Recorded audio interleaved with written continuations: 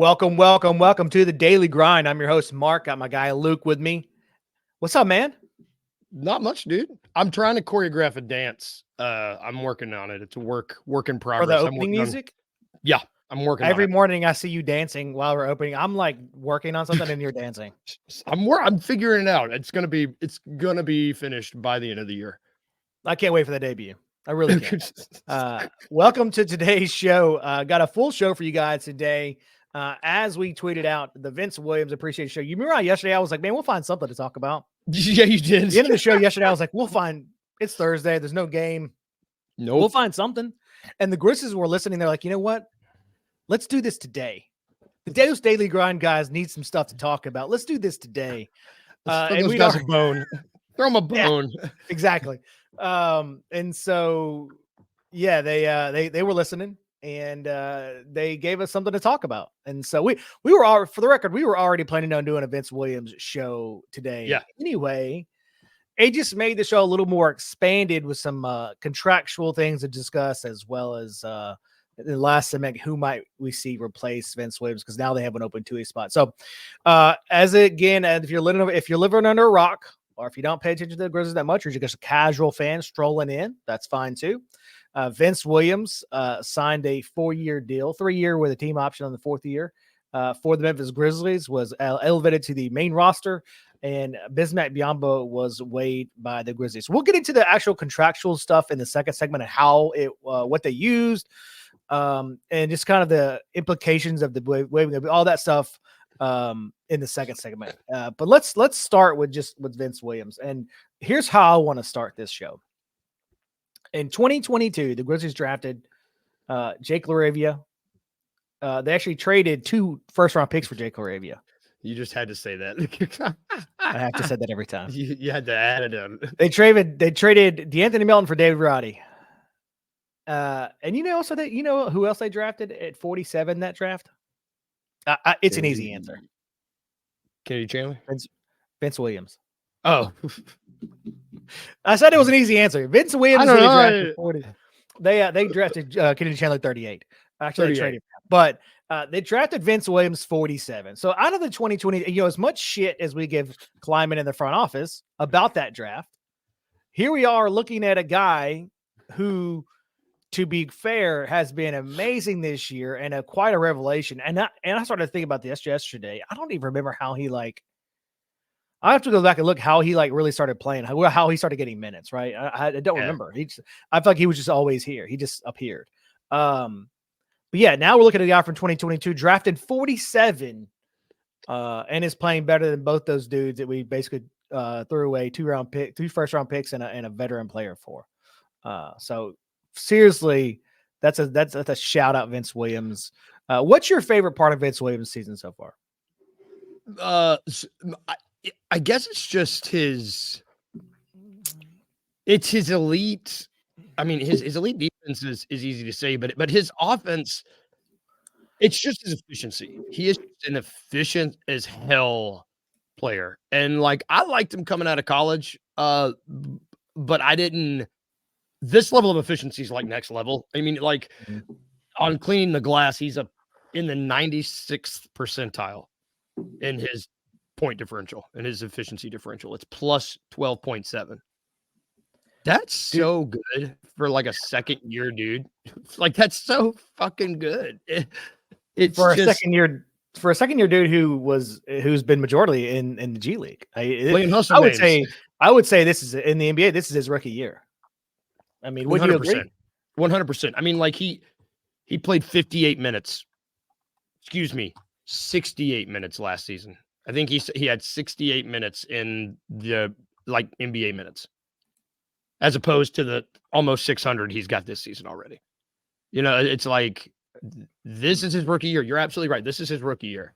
And I mean, he might make all defense. He might make an all defensive team at this. I mean, people don't watch the Grizzlies, and it depends on how we do, but he's playing at an all defensive level right now. I mean, he is playing at an all defensive level. He won't make that team, but no. But he is playing at a level that is. I was just looking out the stats to see if he appeared anywhere in the top 10 defensive stats. I had not looked before. I don't think he isn't. But you know who is D'Anthony Melton. Damn it. As big as a guy as I really wasn't a D'Anthony Melton fan, to be honest with you, but he's in the top 10. I was looking for Vince Williams and noticed his name in top 10 in almost every defensive category. But yeah, I mean this is his rookie year essentially. I would say for Vince Williams, and he, his ability to lock down people is unmatched. I think at this point. I mean, like we talked about yesterday, when you put him and Marcus Smart out there together, I mean, the switchability they offer you.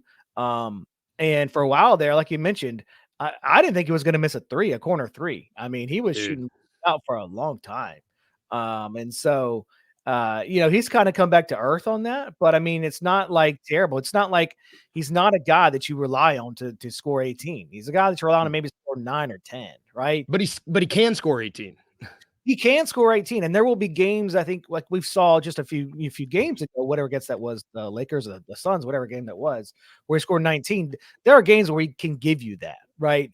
It's just not that's not the consistency of him as an NBA player. But we talk about this a lot as a consistency, and that's what it differentiates between good players and bad players in NBA is consistency. And his consistency is rebounding and defense. That's something that a lot of players don't understand is those are things you can control every night. Yes. Even if your shot's not falling, and he's elite enough in those categories where it makes a difference. Even when his shot isn't falling, it makes a difference. Like first, like we talk about Luke Kennard, if he's not shooting the ball at a high level, unfortunately, he's a net neutral and possibly a net negative for him. And with Vince Williams, he's still a positive, even if he the last game they played, I think he only had 6 points, and yet we were talking about how good he was. Yep. And you had someone like Zaire scored 6 points. We're talking about how bad he was, and that's kind of the difference of the Vince Williams that you've seen. And that's what the categories that he's elite in and excels in are things that he has real control over every night, and he can be consistent at no matter what. Like I said, even if he's just having a bad shooting slump, those are some things he can always be good at. Yeah. Now, one thing that's also impressed me, like he plays with a level of fearlessness. There's a difference between irrational confidence and fearlessness. People can be irrationally confident, but he has no fear when he's out there. He doesn't care if he's guarding KD, if he's guarding Luka. He's not out there hunting points. Like he is a fearless ball player. And that's what we've been looking for in these 3-and-D guys. These other guys, they shrink. If the game starts not going their way, they tend to shrink. Vince doesn't. He's just there, and it's awesome. It's awesome for a dude so young, already performing at this level, and for a dude that's we drafted 47th. Like you said, it's wild. Well, he is the closest thing, and I think everybody is in this team, especially being in Memphis, everybody's always talking about or joking about it. That's the grind, son. Yeah. But Vince Williams is the closest thing we've seen to Tony Allen. 100%. Tony Allen. I think that has been really thrown around very loosely in a kind of just joking manner for a lot of people, because everybody for the love that we have for TA, such a big factor in this franchise.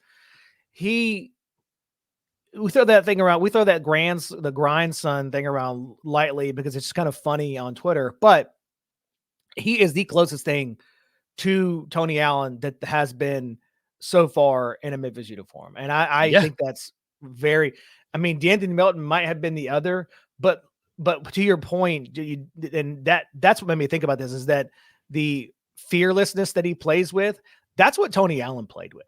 He did not care who you were. He doesn't see a name on that. But a lot of people they say Kevin Durant, but they're like, I don't know if I can guard Kevin Durant because he's awesome, right?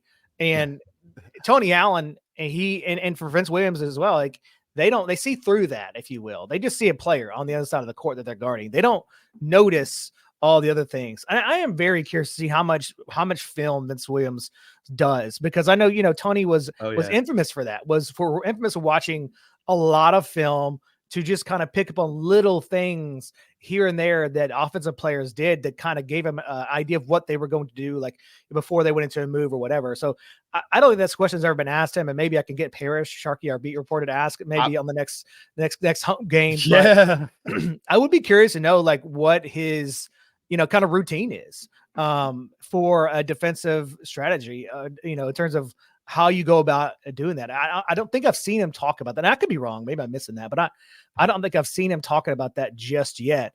And I would be very curious to see what his answer is for his kind of like routine to get into, like how he studies the players and how what is his process to being so good at defense and kind of a lead in that category.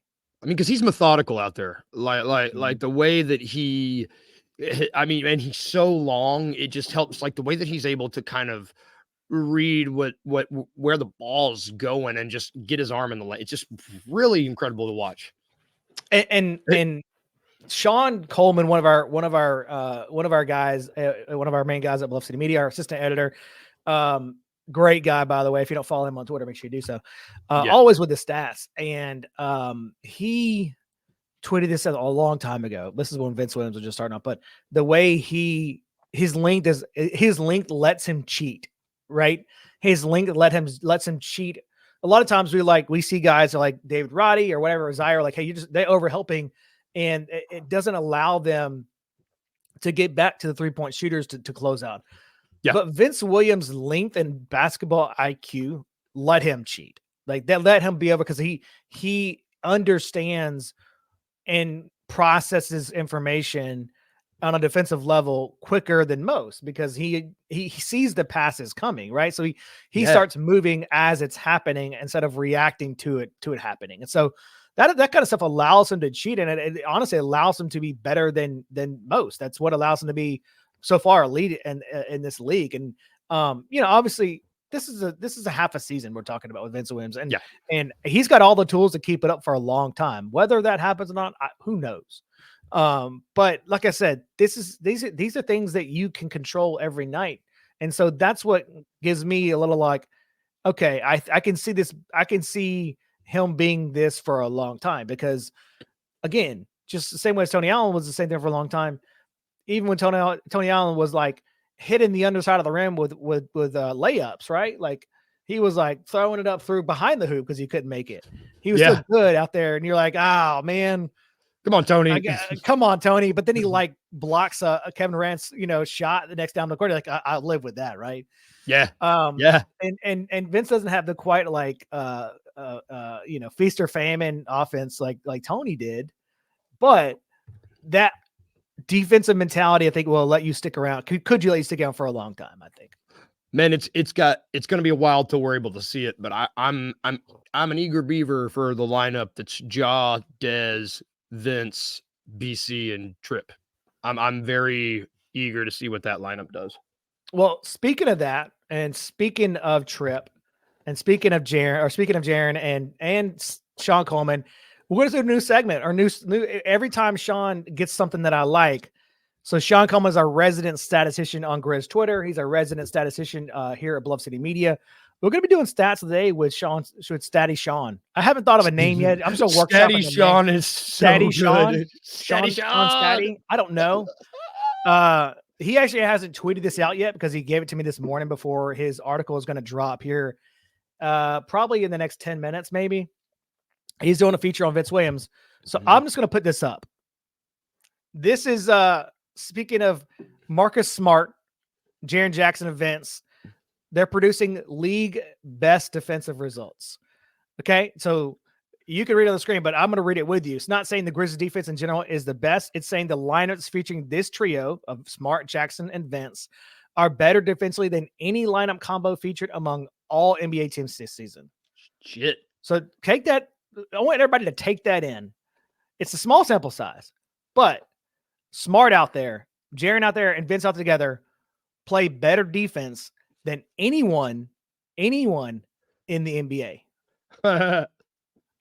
That's that is something. It really is something to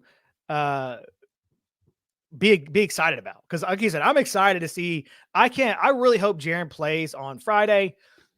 I hope Smart plays on Friday because I would love to see those three start together and just see what happens and see how good they are. So shout out to Sean. If you're not following him on Twitter, Stats ASC on Twitter or SAC, I can't remember. What is it? SAC or ASC?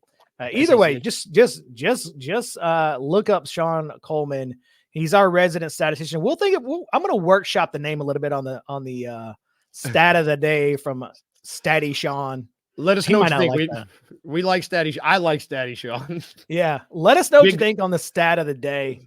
What that's going to be something I'm really just going to steal from his Twitter every day because he has so many stats all the time, and I'm just confused about how his brain works because I'm like, I don't even know. He's like, these three players and this day, July 12th, 2001 was the only day it happened. I'm like, I don't know I wouldn't even think about like, I just wouldn't even think about like, oh yeah, I'm going to look this one thing up. And he does that all the time. So shout out to him.